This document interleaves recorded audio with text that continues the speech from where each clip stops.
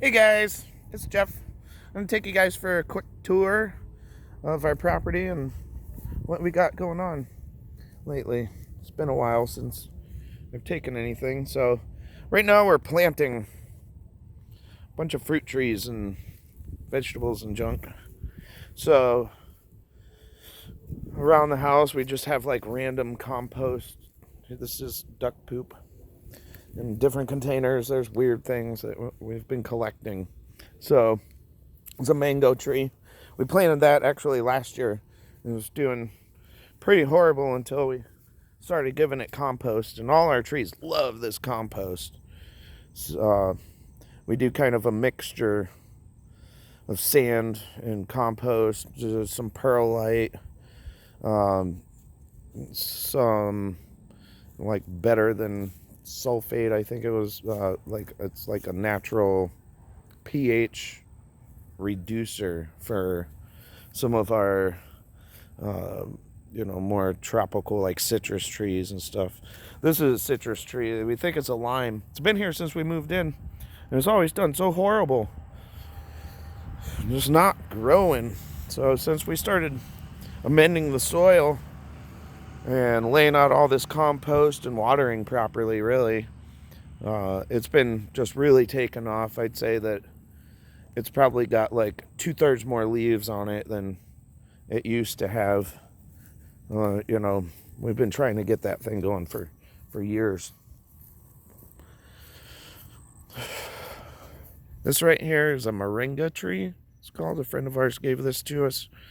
Um, it doesn't look like much now. It's just a little starter, but you can see every once in a while on it, there's these little buds and some growth. Like, I don't know if you can see that.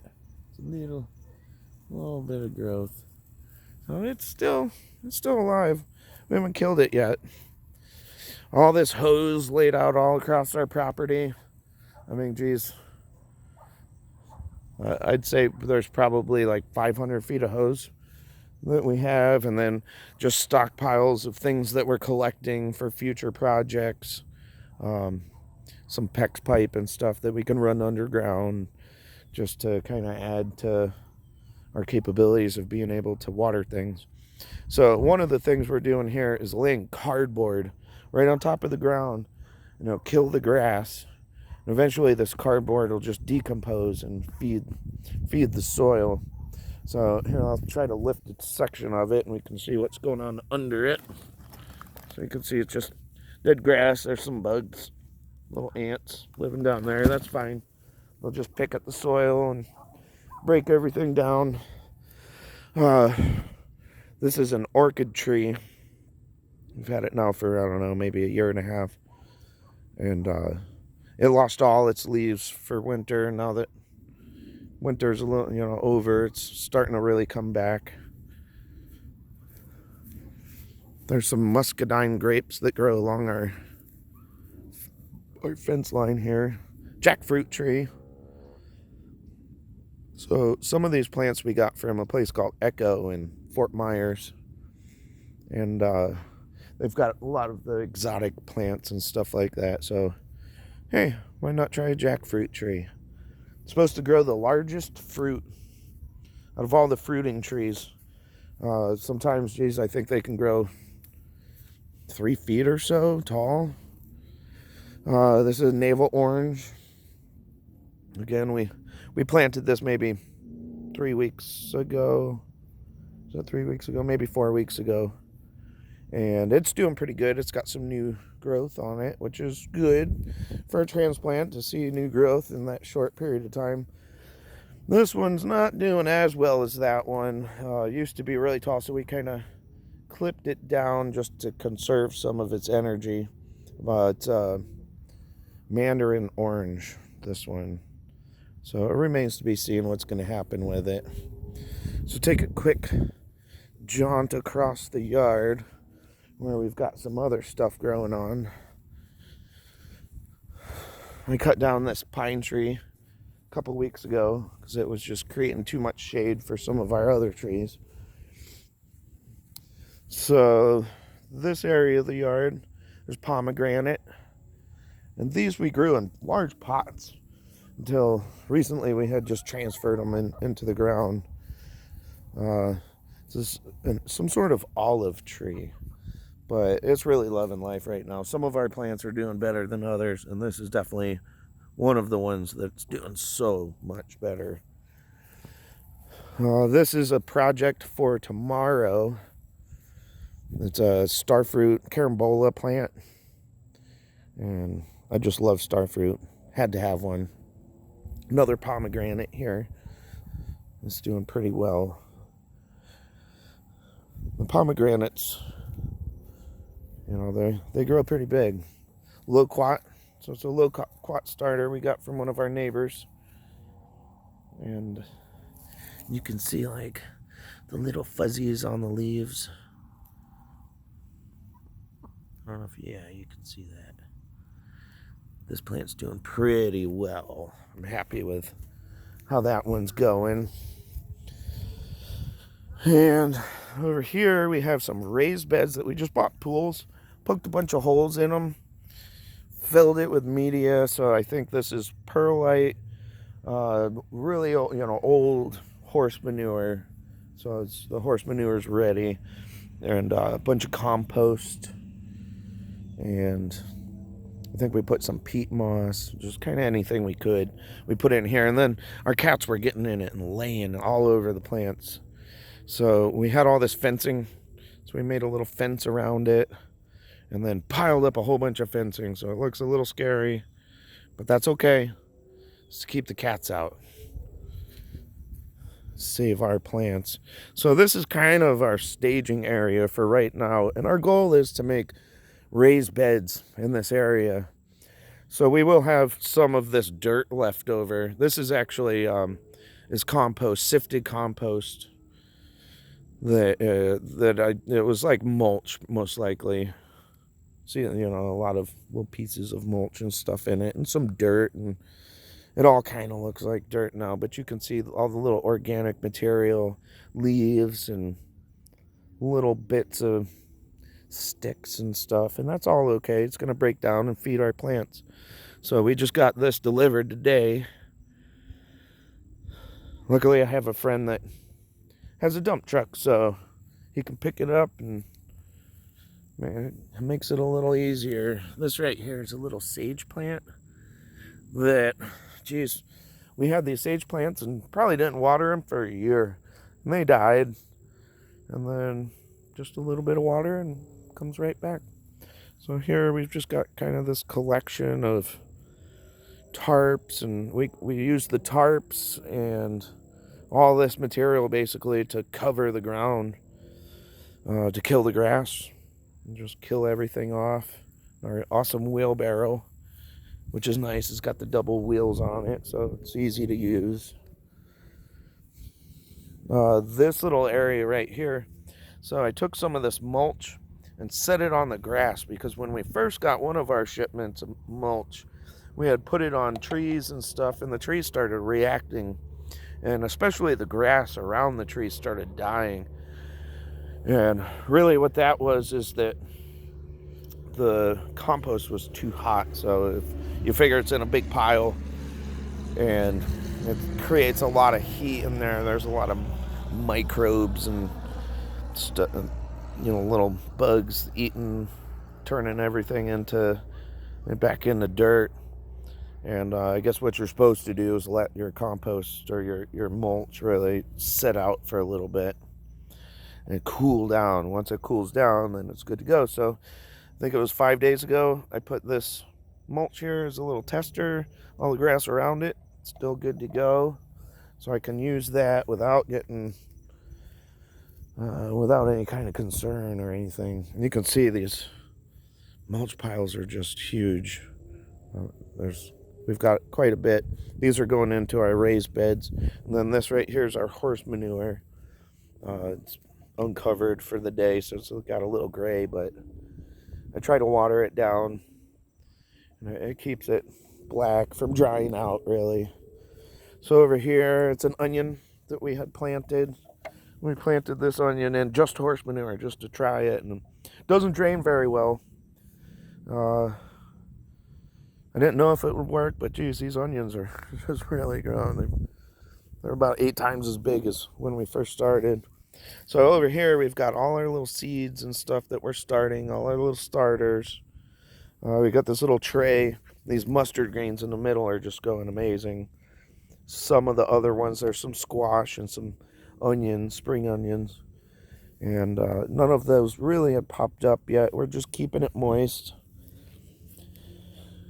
And over here, there's some papayas and stuff. This is kind of a clipping that we took from another plant. This aloe plant has been living with no dirt. Still, we didn't put any dirt in it. It's yellow, but hey, it's still living.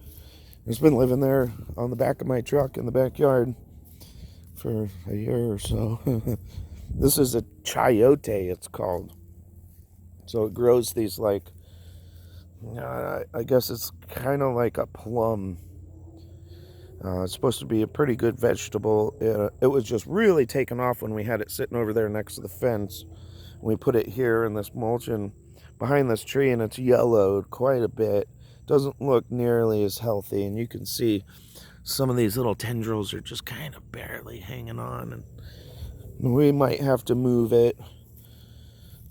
This is how we got our loquats, and this one I still need to plant. But you see how crazy it's going just there in the pot. This is probably the biggest loquat that we have. And we just left it in the pot, you know. The other, it was about this size when we planted it. This one's doing really good too. You can see that starter leaf right there in the middle. So, you know, there, it's growing. So over here, geez, I forgot what that was. I'll come back to that one. Got some tomatoes. Oh, mulberry. That's what the other one was. You can see this mulberry. We just took starters, like clippings, really. Took all the leaves off of them. And they are in there growing. Takes time. These are all little tomatoes. As you can see, they're starting to grow. These little bags are cool. So they're potting plant, little pots, but they're bags too. So, hey, whatever you got, it'll work. Here's a banana. We're planting this little guy.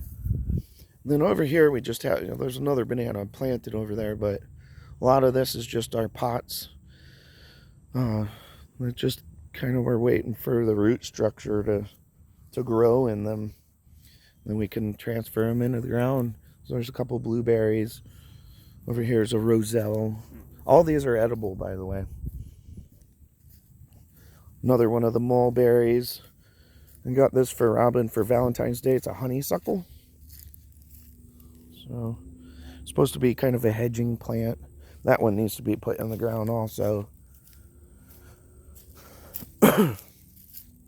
Just a whole bunch of other pots. Mystery plant. This was grown behind the dumpster at work. I know the neighbor grew edible plants just kind of right outside at work. When he moved out, he left it there, and it grew without soil. It was just a root. It was the weirdest thing. It really wanted to go. This is our raised bed. This is our project for tomorrow to fill this thing up. It's 4 foot by 10 foot, and it's just over a foot deep. So we can line that and fill that with all that media. We got inside this box peach trees. Don't know if they'll grow here. They're like a Florida peach. We'll see, peach trees like it a little bit colder, but the Florida peach can handle a little bit of the heat from our summers. And that's pretty much all that we got going on. Just collecting a bunch of material, putting it all over the yard, and digging gigantic holes.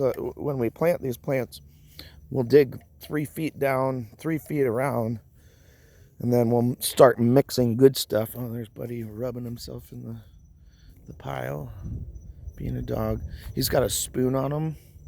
You see that? Because he can make it out the fence. The fence has got 4-inch holes, and he can squeeze his little body through there, but the spoon can't go through. So Robin sewed up this little vest that will hold the spoon, It keeps Buddy in. It works. You know, if it works, is it really stupid? So, over on that side of the property, which I don't really need to take you over there right now, but we've got a cashew and avocado. And that avocado, we built up a big mound, so it's actually planted above the surface of the ground. So there's plenty of room to grow. There's some banana trees and such over there. And this little cart over here that we're walking to is an invaluable asset here. We can fill it up with dirt, drive it around, we can dump it if we need to, which we hardly ever do.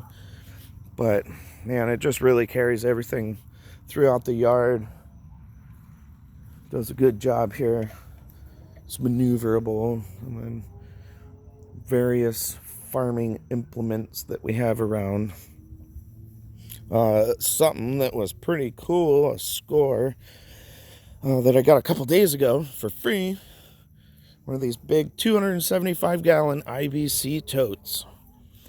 So my goal is to set these up to collect rainwater off of our roof. One at the house and one out here at the barn. And I think I'll need, throughout the course of our adventure, I don't know, maybe 10 more of these. Or a bigger container. Whatever, I could source for free or cheap. But these IBC totes are really nice. Just 275 gallons of water that we get to keep.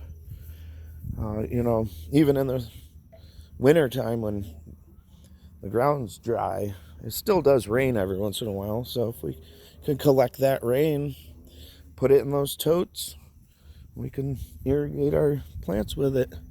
It saves us on the pump, saves on money. Just kind of around, we have different kinds of pallets, long pallets, really just for the wood. So they come with 10-foot 4x4s for free.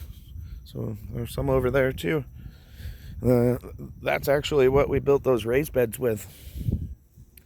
So we're gonna build some more raised beds, and I don't know when we're gonna stop. This is scary. All right, later guys.